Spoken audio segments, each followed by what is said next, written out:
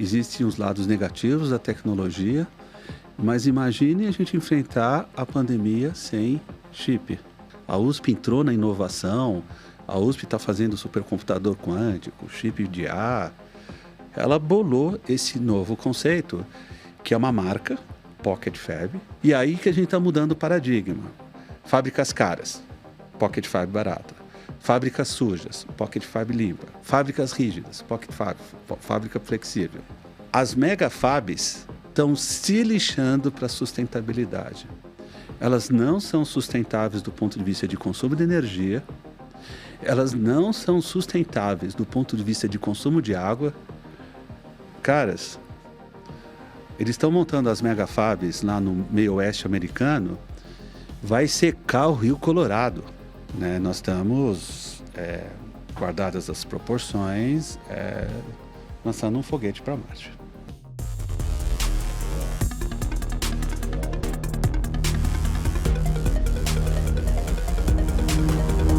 Hoje, quando a gente fala de tecnologia, tudo parece acontecer na tela, do prompt às decisões dos algoritmos.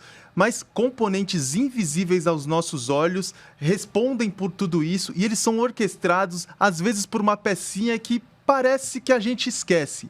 É o chip. Processadores e semicondutores viraram tão importantes para a economia que agora eles são assunto de segurança nacional de alguns países, a ponto de mexer com a discussão geopolítica global. E alguns países têm percebido isso da pior maneira possível, no meio de uma corrida tecnológica. Não é por menos que, quando a pandemia chegou, ela escancarou essa dependência da produção dos semicondutores. Afinal, não é só a inteligência artificial que usa esse tipo de tecnologia. A gente está falando dos carros, das geladeiras e, principalmente, qual que é o papel do Brasil nisso? Será que a gente só vai consumir tecnologia importada e, quando acontecem essas situações, a gente fica em apuros? Ou a gente tem a capacidade de produzir tudo isso?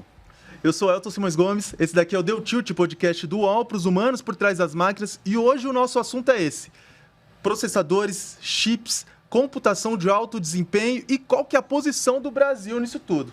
E eu sou o Diogo Cortiz e hoje em Deu Tilt a gente recebe Marcelo Zufo, que é professor da Escola Politécnica da USP e está com um projeto incrível, sensacional, que pode transformar aí toda essa indústria, que é o Pocket Fab. E a gente vai conversar sobre tudo isso aqui. Marcelo, seja super bem-vindo aqui em Deu Tilt. Muito obrigado. Ô Marcelo, hoje semicondutores estão em tudo, desde o nosso celular até aparelhos que a gente não imaginava que precisasse de um chip, né? Como a geladeira. Eu vi semicondutor até em vape que a galera usa para fumar, para substituir pelo cigarro. Tem no cigarro eletrônico. Exato. Tem no boi. No boi. Como que essa convergência entre inteligência artificial e IA muda o panorama dos eletrônicos e como que o chip é tão relevante para esse ecossistema? Bem, esse não é um processo que começou agora. Ele começa lá nos idos da década de 40, com os primeiros computadores, von Neumann. Aí nós tivemos a invenção do transistor, que deu o prêmio Nobel para o Shockley, para o Bardeen, para o Bratan. Aí a Sony resolveu inventar o radinho, transistorizado, foi um sucesso. E aí o microchip foi inventado na década de 60. E o Brasil estava par a par. Meu pai estava com as malas prontas para fazer um doutorado no exterior. Seu pai? João Antônio Zufo, professor emérito da Politécnica, o autor do primeiro chip brasileiro em 71. Eu nasci em 66, ele foi abordado por funcionários do governo federal em 67, dizendo: olha, vamos montar um laboratório de chips no Brasil? O dinheiro chegou em 68, eles montaram os laboratórios, trouxeram professores de fora. Em 71, o primeiro chip brasileiro tinha sido construído antes da China, antes da Coreia, ninguém imaginava nisso. E ao longo da década de 70, a gente projetava calculadora, instrumento eletrônico.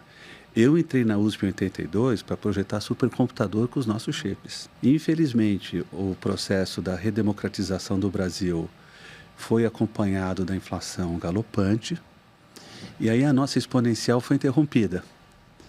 A gente não conseguiu criar as condições macroeconômicas para estruturar essa indústria aqui.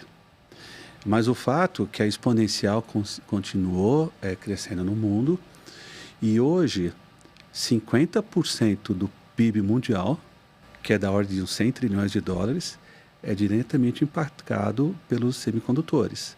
Então, as nações, principalmente as 10 economias do mundo, Índia, China, Estados Unidos, Coreia, Japão, elas lutam porque um aspecto da atual geopolítica é a guerra econômica. Exato. E a guerra econômica é a competitividade tecnológica das nações.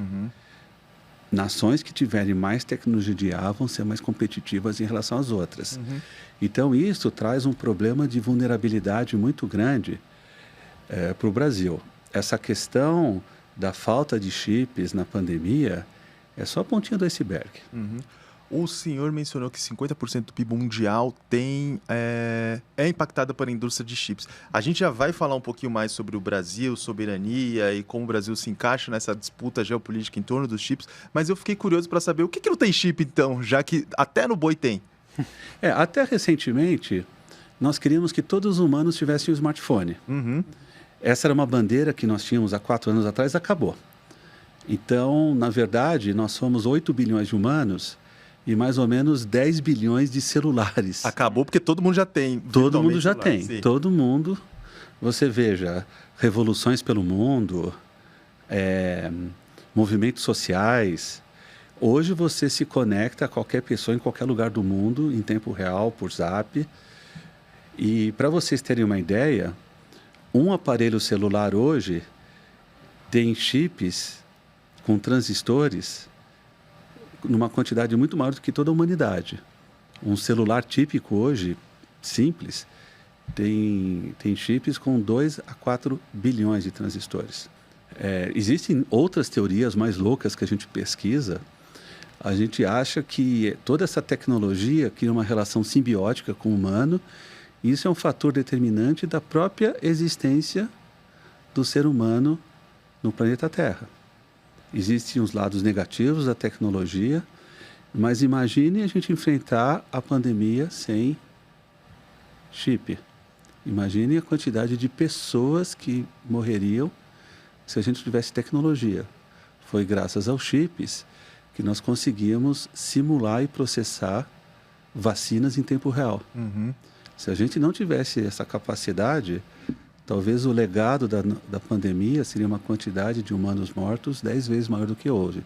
Então, a própria existência humana nesse planeta depende da tecnologia de chip hoje. Então, hoje, a gente fala na USP, no meu grupo de pesquisa, que a tecnologia de semicondutores afeta todos os domínios da existência humana e da nossa perspectiva de existência futura, graças à tecnologia. Então, vamos tentar explicar aqui para nossa audiência, porque assim, muitas vezes a gente está falando de chips e a gente coloca tudo no mesmo pacote. No mesmo pacote, mas tem chips diferentes. O que a NVIDIA faz é diferente do chip que uma outra empresa faz que vai num carro. Você pode explicar para a gente, sim, essas diferentes perspectivas para a gente entender esses semicondutores?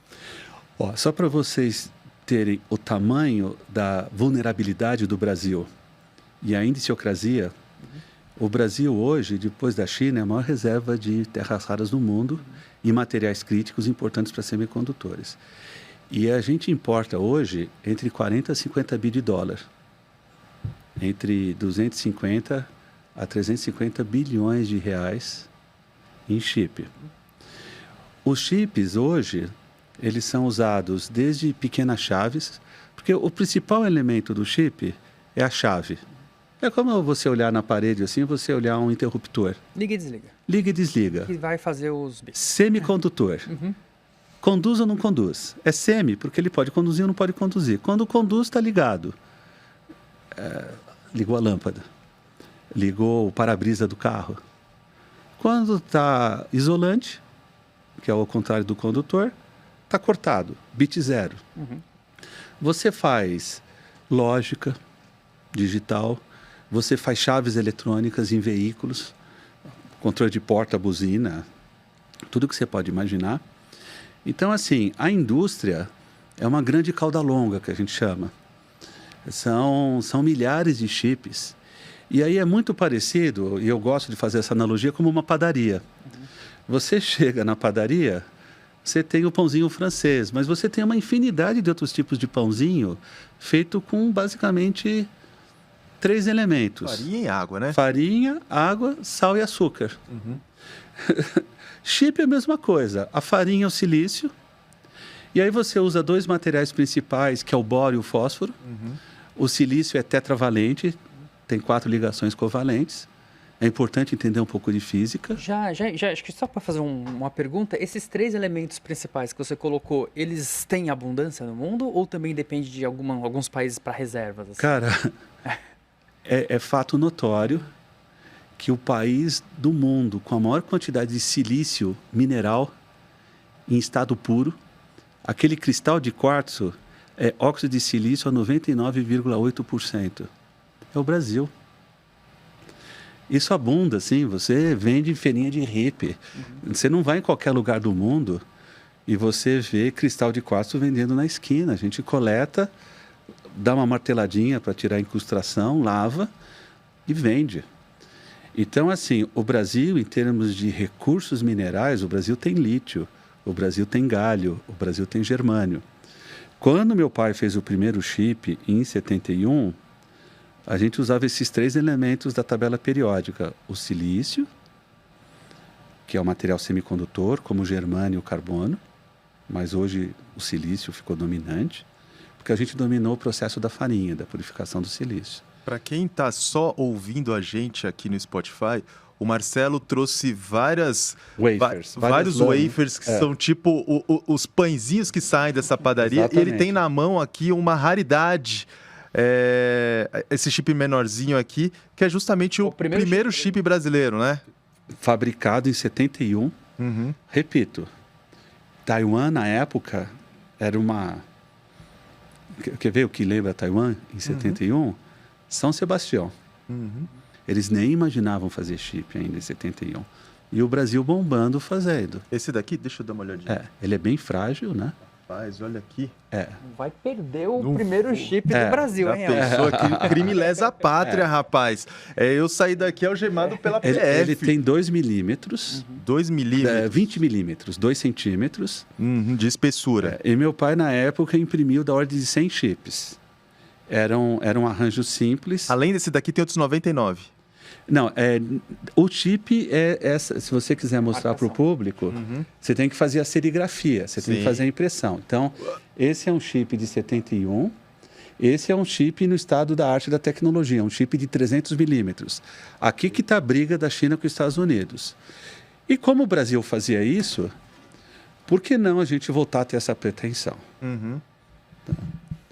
Principalmente nesse momento geopolítico extremamente complicado. Só para a gente arredondar essa questão e voltar para a metáfora da padaria, só para a gente entender os níveis de padaria, porque pelo que eu estou entendendo aqui tem Mega Store e tem padaria da esquina, quando a gente olha para esse ecossistema de várias empresas. A NVIDIA, que tipo de padaria? Até a SMC, que tipo de padaria?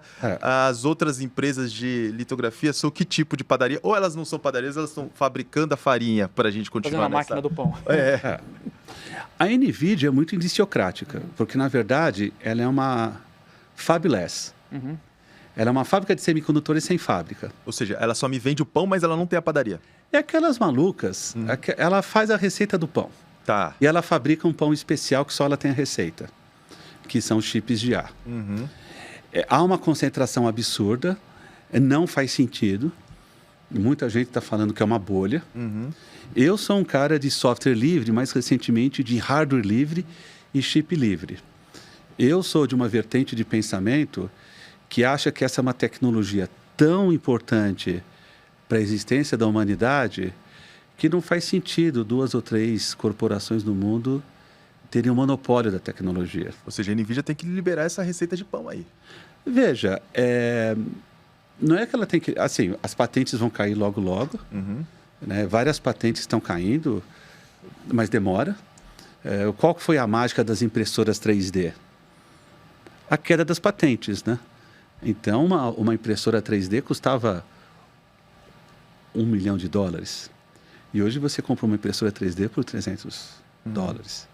Então, isso vai acontecer na indústria de semicondutores, mas o Brasil não pode esperar.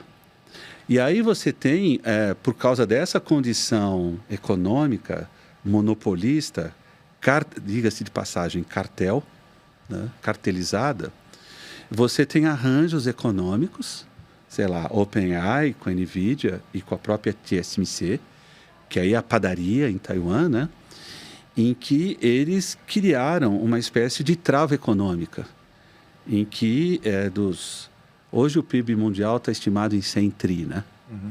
Ele fala, não, nós queremos ter 10% disso.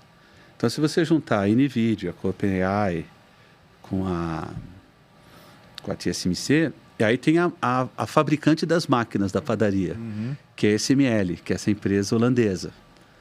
Elas criaram um arranjo que não faz sentido, e num momento de muita disputa econômica não faz sentido ainda. E o que expõe a uma questão, como vocês falaram, de soberania, como assim a nação que concentra 40% das reservas mundiais não pode ter acesso à tecnologia? Isso não faz sentido nenhum. Aí você começa a andar por esse Brasil, eu não posso falar, mas por que não tem, por exemplo, rede de pizzaria, franchising de pizzaria no Brasil? Por que, por exemplo, as fabricantes de farináceos nos Estados Unidos, na Europa, não são tão fortes no Brasil? Outro dia, um amigo meu me alertou, falou assim, olha, nós temos 60 mil padarias e acho que 100 mil pizzarias de esquina. Eu falei, cara, e se a gente criasse esse modelo para semicondutor no Brasil? E aí a gente chega num dos pontos cruciais dessa conversa, porque no fim de 2025, nem parece que faz tanto tempo assim, né? A USP, capitaneada pelo senhor, lançou as fábricas portáteis de semicondutores. O Diogo já entregou o apelido delas aqui, né? As POC Fabs, na verdade, é uma marca que a USP está registrando. Sim. Nós somos um centro da USP, nós somos um núcleo de pesquisa da universidade, em que nós temos quase 3 dezenas de professores especialistas em matéria-prima, em política pública, em microscopia, em litografia. Nós temos todos esses professores lá no grupo. A gente começou a ver que um conceito que está estabilizado no mundo é a megafab. Bem, o que é uma megafab? São fábricas cujo investimento está entre 2 bi de dólar e 100 bi. Ok. De dólar. Então, agora, estão querendo... Tem uma empresa aí que está querendo investir 100 bi de capital coreano numa nova megafab. Aí nós começamos a olhar o modelo econômico das megafabs. Inclusive, eu convido... O Brasil tem uma inteligência econômica muito forte. Eu convido os economistas a se debruçarem o problema da megafab. Puxa, de 2 bi a 100 bi. Então, isso daria de 12 bilhões de reais a 300 bilhões de reais. Você olha a economia brasileira, o nosso déficit em semicondutores, 40 a 50 bi. Poxa, por ano, se a gente pegar uma mini megafab, uma megafab pequena, nós estamos jogando 20 fábricas por ano. Puxa, será que a gente teria condição econômica para lastrear uma mini megafab de 2 bi? A gente foi lá falar com a Faria Lima, a gente falou com vários investidores. O juro mata esse modelo no Brasil. Como mata vários outros tipos. O pessoal fala, é melhor, olha, eu colocar na XP do que investir numa megafab, porque a megafab, ela é grande. Então, aí começa a vir os problemas da megafab. Ela é cara, ela é pesada, ela não é flexível. E aí, vamos implantar uma megafab, vamos ver licença ambiental. Só tem megafab na Ásia até hoje, porque foi a única região do mundo que aceitou se submeter a níveis de poluição absurdos. Mas quando você vai fabricar o chip, você usa muita água, você usa produtos com alta toxicidade, efluentes, ácidos. E aí que está o problema. as megafabs estão se lixando para a sustentabilidade. Elas não são sustentáveis do ponto de vista de consumo de energia, elas não são sustentáveis do ponto de vista de consumo de água. Caras, eles estão montando as megafabs lá no meio oeste americano, vai secar o Rio Colorado. A última do Trump é fazer um aqueduto do Rio Mississippi para o Rio Colorado, porque a foz do Rio Colorado, que termina no México, vai secar. Eles vão precisar para montar uma megafab lá no Rio Colorado, da TSMC, da Samsung. E aí eles falam, não, vocês vão ter que purificar a água, mas o chip vai custar 10 mil vezes mais caro. Não, não queremos fazer. Então, são 3 aspectos importantes. O consumo de água, o consumo de energia e os efluentes tóxicos. E aí o Brasil ele vai entrar com um paradigma diferente, ele tem que entrar com uma pegada verde. Então, o conceito da Pocket Fab da USP é zero waste. Tudo que sai da fábrica é com 0 pegada de carbono, com 0 efluente, com tecnologias que o Brasil tem. O Brasil tem uma Sabesp que sabe purificar água. O Brasil tem muita pesquisa em biofiltragem. O Brasil tem tecnologia de hidrogênio verde.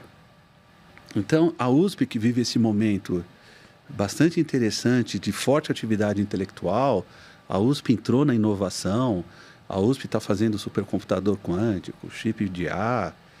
Ela bolou esse novo conceito, que é uma marca, Pocket Fab, registrada pela Universidade de São Paulo, que é para mudar um paradigma no mundo. Então, vocês vão ver que logo, logo, o Pocket Fab vai ser uma marca global. Antes de a gente continuar, professor, dá uma dimensão do que é essa primeira iniciativa do Pocket Fab. Ele vai ficar onde? Como que ele vai produzir? Que tipo de chip ele vai produzir? Aí, a partir daí, a gente toca a conversa. A história começou realmente na pandemia, principalmente as empresas automotivas, e o Brasil tem empresas que geram muitos empregos aqui, ligando desesperadas na USP, falando, olha, falta chip para airbag, falta chip para motor, controle de freio, falta chip para painel.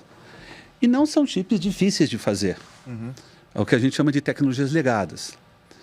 Aí a gente falou, olha, na década de 90, eu sou um dos discípulos do meu pai deixou mais de 20, meu pai hoje é emérito pela USP, deixou mais de 20 titulares lá. Eu comecei a conversar com vários professores e falaram, olha, eu acho que a humanidade chegou num grau de tecnologia que uma fábrica de chip, na verdade, é uma Mega Blaster impressora 3D. Os processos de fabricação de chip são aditivos subtrativos. O ser humano é um elemento contaminante da fábrica. Caras, e se a gente pegasse IA, se a gente pegasse robótica, e a gente fizesse uma fábrica portátil, modular, flexível? Então, a Megafab é cara. Vamos fazer barato.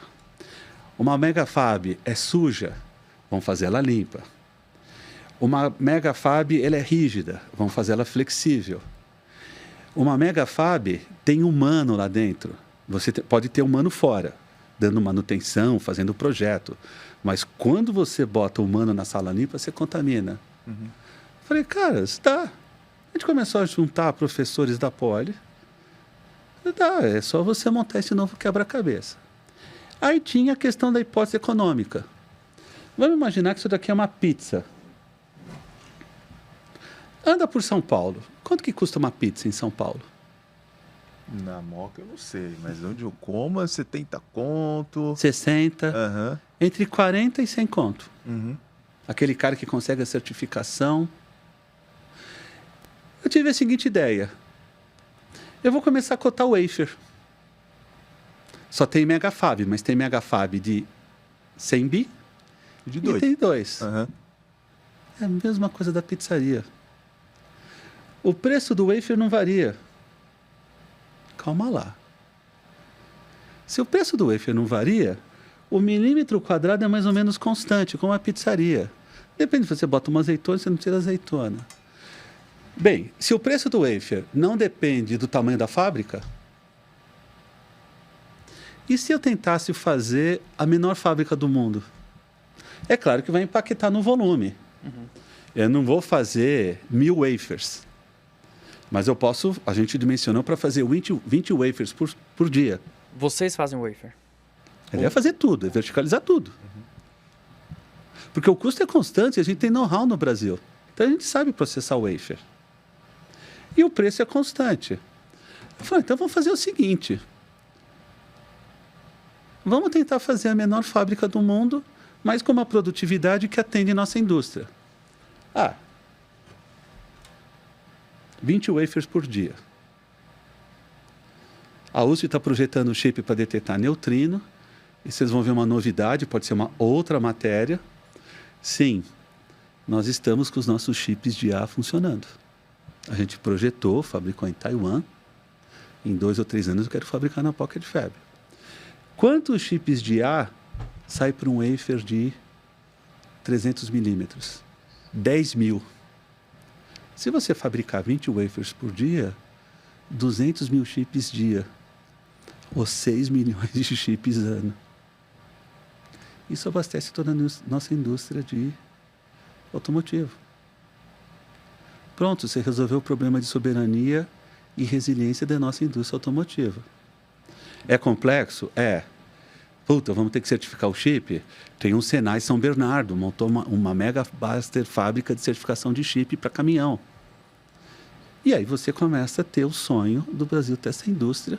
Agora, nós conseguimos bolar uma mega fab, cujo custo de investimento é menor que 1%. Aí, quando a gente sacou que a gente podia fazer uma fábrica completa, é complexo, tá, pessoal? Eu brinco com meus alunos, não estamos fabricando pipoca, porque pipoca é uma máquina, você bota óleo, pipoca e tal. São mais de 20 estágios de processo. E nós vamos focar num nicho específico, que são chips 3D para IA e quântica, porque a USP quer fazer pesquisa de ponta com isso. Botamos o ovo em pé. Nós pedimos apoio internacional, pareceres internacionais, então a Universidade de Stanford, a Universidade de Berkeley, especialistas da Força Aérea Americana, se debruçaram como pareceristas, que é o processo ético de fazer isso. Eles falaram, vocês brasileiros inventaram algo absolutamente inédito no mundo. E isso é tão inédito, isso é tão importante para a humanidade, que nós vamos apoiar vocês. Zufo, e hoje o Pocket Fab ele vai focar em quais tipos de chip para suprir quais demandas? Porque uma coisa que a gente discute bastante é essa dominância da NVIDIA dos Estados Unidos com a China tentando chegar nesses chips mais avançados de inteligência artificial. Onde o Brasil se insere assim, nessa disputa, pensando na cadeia de suprimentos globais, né, de semicondutores para diferentes fins, mas pensando também nesses chips mais avançados de IA. A gente tem esse potencial? Quando você fala de soberania, é o que a gente chama do fim a fim. É da aplicação de IA a você fabricar o chip não dependendo de ninguém. Você tendo domínio absoluto do processo fim a fim.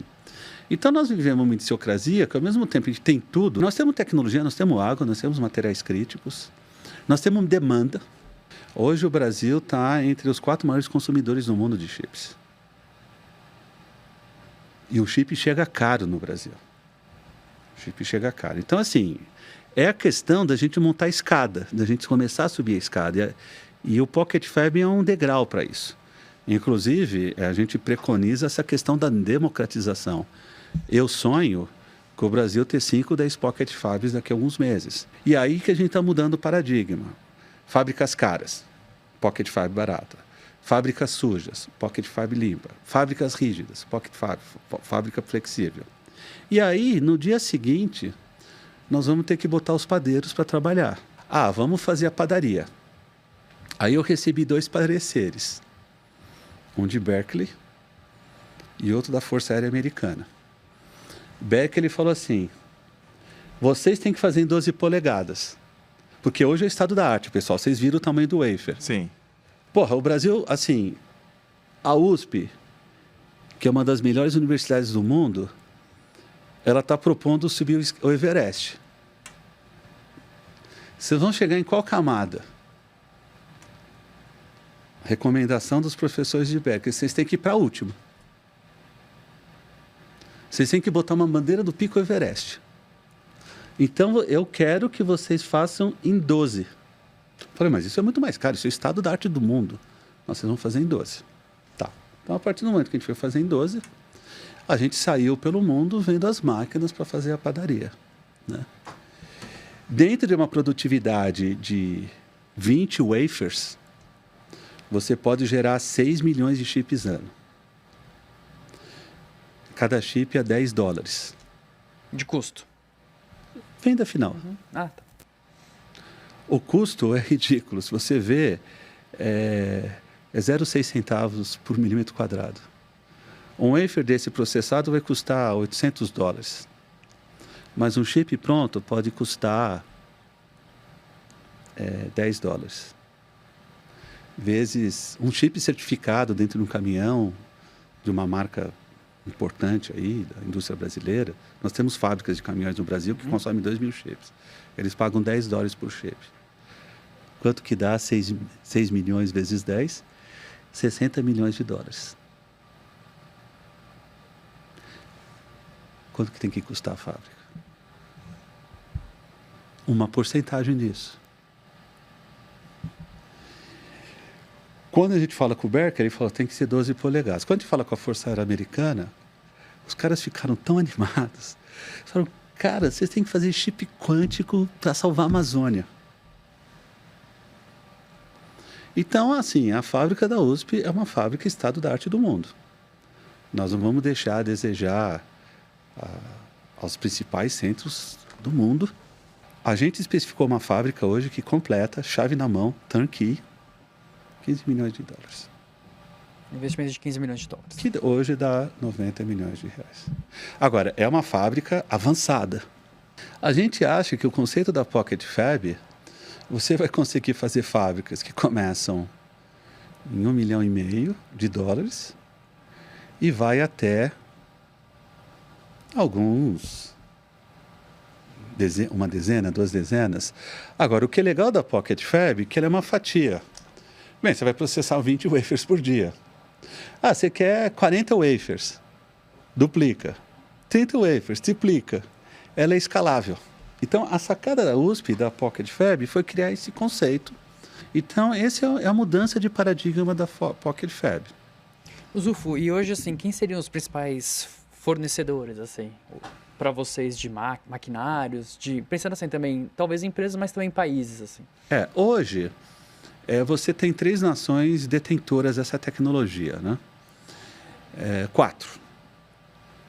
Você tem os Estados Unidos, que é muito interessante, né? Os Estados Unidos, ele financiou todas as pesquisas no mundo através do DARPA. Hoje, inclusive, tem uma matéria sobre fazer chip quântico heterogêneo.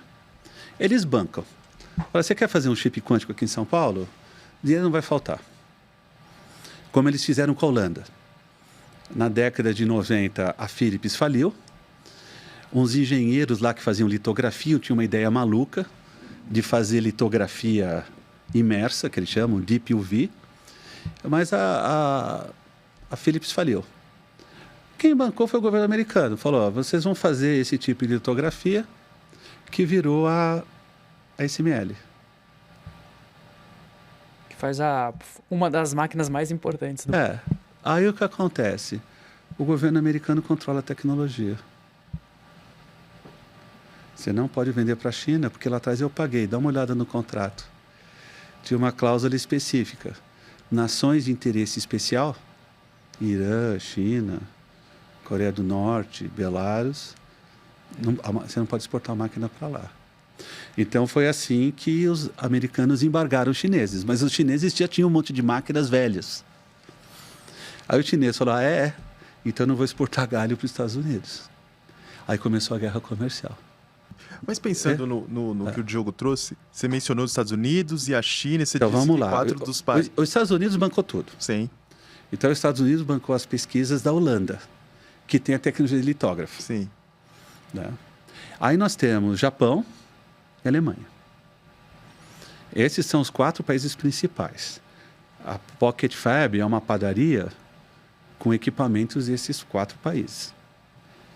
Cara, se você pegar esse equipamento como uma impressora 3D e enfiar a chave de fenda, por exemplo, nós temos um professor na Poli que fez uma das etapas chamada sputtering, um dos maiores especialistas do mundo, o professor Ronaldo da Poli. Ele constrói esses equipamentos de padaria. Então, com a Pocket Fab, a gente quer abrir essa caixa. A gente quer democratizar a caixa. Eu acho que na hora que a gente tiver essa tecnologia e mostrar que não tem segredo, considerando a quantidade de cientistas que a gente tem em Minas Gerais, Nordeste, São Paulo, Rio de Janeiro, a Pocket Fab pode criar um movimento, e eu tenho conversado com muitos cientistas da faixa dos 30, 40 anos que estão tendo muita esperança nisso. Falam, pô, professor, o senhor criou um modelo e eu estou querendo que replique. Sim, vamos tangibilizar essa esperança. O senhor já mencionou que essa padaria ela tem demanda por pão, afinal o Brasil tem um déficit enorme de chips. Ela tem quem saiba fazer os chips, afinal o Brasil tem mão de obra qualificadíssima. Formação de recursos humanos. Exato. As universidades públicas nunca deixaram nos últimos 5 décadas de formar especialistas. Formar especialistas, eles estão presentes nas maiores empresas do mundo que estão fazendo as máquinas dessa padaria, e vocês conseguiram chegar a um modelo de padaria que cabe na realidade brasileira. Onde é que vai ficar essa padaria? É uma mudança de paradigma, é uma fábrica portátil. Quando teve a pandemia, eu posso citar nomes, né? O presidente da Stellantis, na área de manufatura, o João Irineu, ligou e falou, Zufo, não dá para vocês montarem uma fábrica na USP, a gente embrulhar, botar num container e montar aqui na Stellantis, na periferia lá de Belo Horizonte, ou em Pernambuco, eles têm 2 fábricas. Sim. Falei, olha, a USP vai se debruçar. Muito interessante o problema, sim, é possível, mas assim, não é uma máquina que faz pipoca que eu vou fazer em 3 dias. Então, não é só a Pocket Fab, mas eu não sei se vocês sabem, a gente comprou um dos maiores supercomputadores de IA do mundo para fazer IA. Nós compramos um supertomógrafo que vai para o HC, para a tomografia, para o SUS. Nós estamos montando fábricas de próteses, sabe aquela mão do Luke Skywalker, Sim. quando o Darth Vader corta a mão? Nós estamos com um projeto na USP, no hospital universitário, para fazer mão biônica, cara, para colocar no SUS. Nós estamos com a professora Ludmila Hadjar, com o Hospital Digital, ela acabou de ter aprovado pelo Banco dos BRICS, e diga-se de passagem, o Hospital Inteligente do HC vai ser um dos maiores consumidores de chip. Então, nós estamos com esse movimento de efervescência intelectual muito grande na universidade. Então, não é só a Pocket Fab, mas todo esse conjunto de situações em que a universidade se junta com a indústria e se junta com o governo. O projeto que a gente vê em Harvard, o projeto que a gente vê no MIT, a gente começa a ver na Universidade de São Paulo agora. Isso é muito importante para o país. Zufo, e você colocou muito bem essa questão do déficit, né, de importação de chips. Recentemente a gente teve até, de novo, né, essa briga entre Estados Unidos e China, e uma das maiores empresas de semicondutores falou, então não vou exportar mais, uma empresa chinesa, e isso começou a afetar até a indústria automotiva. A gente repercutiu aqui em Deu Tilt, falou... Então, a própria associação, né, de montadores falou, olha, talvez em 2, 3 semanas, se a situação não se resolver, a gente não vai parar de fabricar porque não vai ter chip. Então, esse tipo de conceito, né, poderia ajudar, ou seja, o Pocket Fab poderia ajudar nesse processo de abastecimento do nosso mercado local. A USP já assinou 20 memorandos de entendimentos qualificando demanda. Eu quero um chip assim, eu quero um chip assado, é que está tudo sob NDA. Claro. E essas empresas estão falando, olha, escuta, se eu vou faturar 60 milhões de dólares e eu vou precisar investir só 1/4 disso, é claro que eu vou ter os custos operacionais. Pô, quer dizer que eu posso ter 50% de ganho em 1 ano e meio, 2? Que negócio no mundo dá isso? Por isso que montou o cartel. Agora, eu esqueci de falar os 4 países, Estados Unidos, Alemanha, Japão e Holanda. E Taiwan, obviamente. E o que desses 4 países, cada um tem a sua vantagem comparativa, assim? Porque a gente escuta falar muito, por exemplo, da Alemanha e do Japão, principalmente em relação às suas lentes. Você pode dar um panorama, assim? O que cada um se destaca, assim? Estados Unidos, DARPA, jogando dinheiro, assim, de rodo. O orçamento do DARPA é 100 vezes maior do que todo o dinheiro de P&D do Brasil. Então, assim, eu fui financiado por ele já em vários projetos. Mas tem essa cláusula, olha, tem uma cláusula de barreiras. Lá na frente, se isso de alguma forma ofender a resiliência e a... É tudo economia no final. Se isso afetar a soberania econômica do meu país, eu tenho poder de veto. Holanda fez os litógrafos ópticos. E quem é o maior fabricante de lente do mundo? A Zeiss. Então, eles foram lá na Alemanha. São lentes desse tamanho, tá? O litógrafo, ele parece a Estrela da Morte. Sabe aquele laser azul, né? Você vê aquela coisa... Eu entrei dentro, na sala limpa, ver, né? A Estrela da Morte é um laser azul, ultravioleta, que funciona em femtosegundo e ele consegue tirar átomos de silício em resolução de nano. Então, nós temos Holanda, Japão. Japão começa lá atrás com Sony. Então, eu parte da ideia de ter padarias em São Paulo é o modelo de Tóquio. Você visita a Sony, eu tenho amigos na Sony, que fazem, inclusive, amigos na Sony que fizeram um chip da Cybershot. Vamos no quartel-general da Sony? Não, nós vamos lá falar com o cara que fez a câmera do James Cameron para o filme Avatar. Eu fui na casa dele, na periferia de Tóquio. Ele abriu a sala, parecia ficção científica.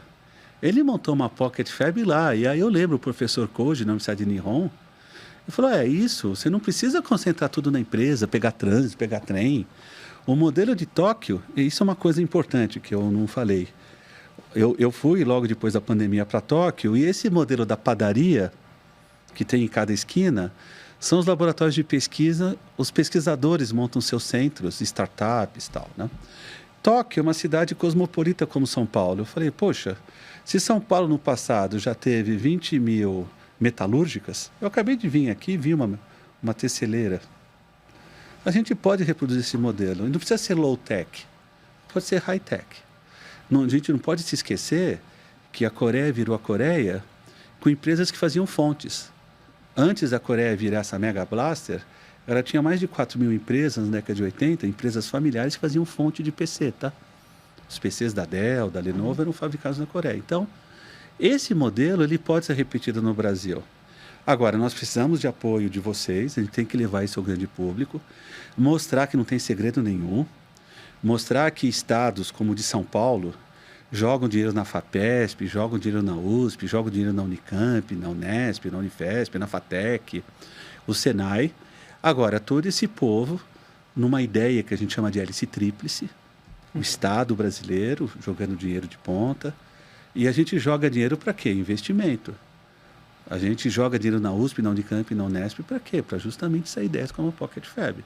Agora, elas não podem morrer na universidade. Porque, assim, você perguntou, né? O holandês tem o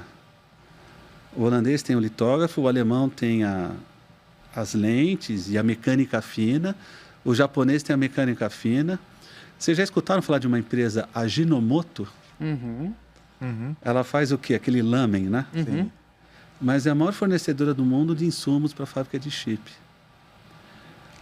A resina que você passa, o fotoresiste, a propriedade intelectual da Ajinomoto. Vamos ter que comer menos miojo para ter inteligência artificial. No Brasil, a Ajinomoto ganha dinheiro com lamen. Nos Estados Unidos, na China e Taiwan, é com o filme fino, o fotoresiste. E aí Taiwan, né? Taiwan, eles são bons padeiros. Fazem os pães pro mundo todo. Eles sabem, eles têm as máquinas. Assim, um litógrafo de 2 nanômetros, quem está na cola deles são os coreanos. Uhum. E aí, agora que o Trump invadiu a Venezuela, eles podem ser invadidos a qualquer momento. Ô Zulfo, e você falou assim, né, dessa grande escalada que nós temos e que Pocket Fab é um dos degraus que a gente vai ter que subir. E aí você trouxe esses exemplos de aplicações, né? Então, para caminhões, enfim, para a nossa indústria local. Agora, quando a gente olha assim numa perspectiva de médio a longo prazo, olhando principalmente para essa tecnologia estado da arte, da inteligência artificial, dos chips mais avançados, o Brasil pode sonhar em um dia conseguir fazer um chip tão avançado quanto esse da NVIDIA, que, né, a China também está tentando chegar ali? Você vê esse potencial nosso? A resposta é sim. Um dos grupos que está nos ajudando na USP é o Laboratório de Caracterização Tecnológica. Eles têm microscopia, graças à FAPESP e à FINEP, para chegar em 0,5 nanômetro. Meio? Meio. Na USP. Porque hoje o estado da arte está em 3, 4, não é isso? Mas nós temos microscópios que conseguem ver essas estruturas. Graças a uma FAPESP, uma FINEP, que bancou esses microscópios. Nós temos esse... Eu pego esse wafer, eu vou lá, eu consigo falar, ó, a estrutura é tanto. Né? E uma outra coisa, as máscaras estão caindo, né? Hipocrisia. Ninguém mais fala de taxa. Lembra? É um pecado, taxa. Brasil, política industrial, taxa. Virou uma fraude, quer dizer... O Trump bota taxa até... Espirrou, bota taxa. Na hora que você cria essa infraestrutura, você tem coisas que todo mundo faz, por exemplo, engenharia reversa. Eu sou um professor de engenharia, o Brasil tem dedo com engenharia reversa. Eu não posso falar o nome da empresa aí, mas eu fui numa grande indústria alemã e eu vi eles fazendo a reversa de um carro francês. Eu falei, pô, eu até brinquei, né? Tem piada, né? Da qualidade da engenharia alemã. Então, assim, essa postura, ela inaugura, eu acho que uma nova fase no Brasil. Repito, fábrica Megafab centralizada. Nós estamos propondo um modelo descentralizado, um modelo democrático, um modelo open source. Guardadas as proporções, antes de a gente chamar de Pocket Fab, a gente pensou de Maker Fab. Porque não tem coisa mais democratizada hoje que uma impressora 3D. Falando em futuro, professor, e aproveitando que a gente está se aproximando do fim da conversa, eu queria que o senhor contasse um pouquinho para os nossos ouvintes o que o senhor imagina do futuro da Pocket Fab. O que você vislumbra? Quantas unidades vão ter de Pocket Fab? Onde elas podem estar? E que tipo de indústrias elas podem abastecer? A gente vai lutar, a nossa maior ameaça é a ansiedade do brasileiro. Sim, nós propusemos uma abordagem inédita, inovadora, disruptiva, viável, né? O brasileiro, ele tem uma capacidade de dar tiro no pé muito grande, né? Então, o grande foco nosso... Eu sou um professor da cadeira de projeto, eu preconizo o que a gente chama do Agility. Mas, assim, a gente é rocket science. Né? Nós estamos, guardadas as proporções, lançando um foguete para Marte. Né? A gente diminuiu o risco econômico, a gente diminuiu o risco tecnológico. A gente sabe fazer chips, eu não estou saindo do zero. Nós temos chips de IA que vão ser anunciados, pode ser uma outra matéria do Tilt, a Poodle. A gente... Como o brasileiro é vira-lata, a gente resolveu chamar o nosso programa de caninos loucos, né? E os nossos chips são cachorrinhos. A gente pode falar numa outra matéria sobre os nossos primeiros chips de ar. Então, a gente fabricou os chips, eu estou indo para Taiwan. A gente não pode se isolar do mundo. Então, eu estou fazendo esse périplo por Joe, Stanford, Berkeley. Eu vou visitar todo mundo nos próximos 3 meses. E a gente tem que lidar com a ansiedade. Parte do problema do brasileiro... é que ele fica ansioso, ele fica com os faniquitos, entendeu? O Senai está nos dando um apoio, eu queria, além do Exército, Marinha, Aeronáutica, todas as ABs, o INPE, né, o CERN, o nosso companheiro de armas, assim, de ombro, de arregaçar as mangas, é o Senai. Nós já temos times da USP e do Senai detalhando a Pocket Fab. Essa semana nós já fechamos a compra de 3 equipamentos. Eu queria também nominalmente agradecer o CNPq. Nós conseguimos fazer a compra em 2 semanas. Então, 2 equipamentos NASA, né? Na verdade, na fila de fabricação, nós estamos disputando com a Apple e com a IMEC, que é o maior centro de pesquisa.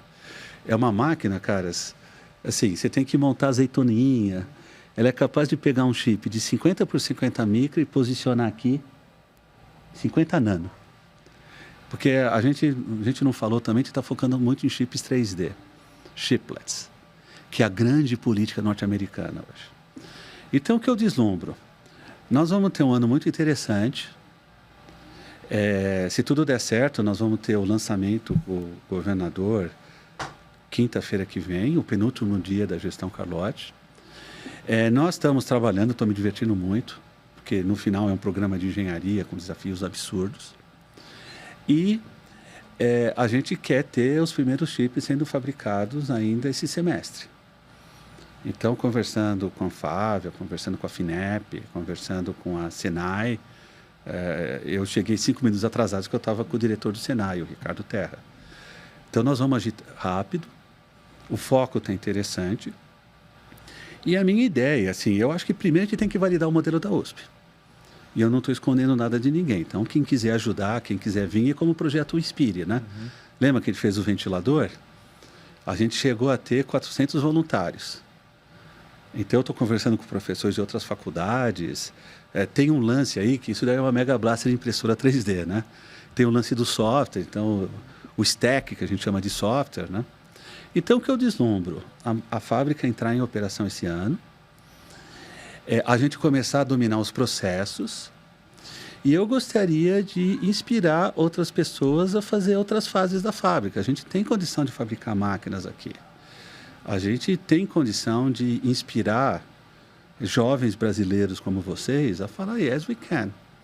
E nesse momento geopolítico, essa é a grande oportunidade, né? Então, assim, eu estou muito tranquilo.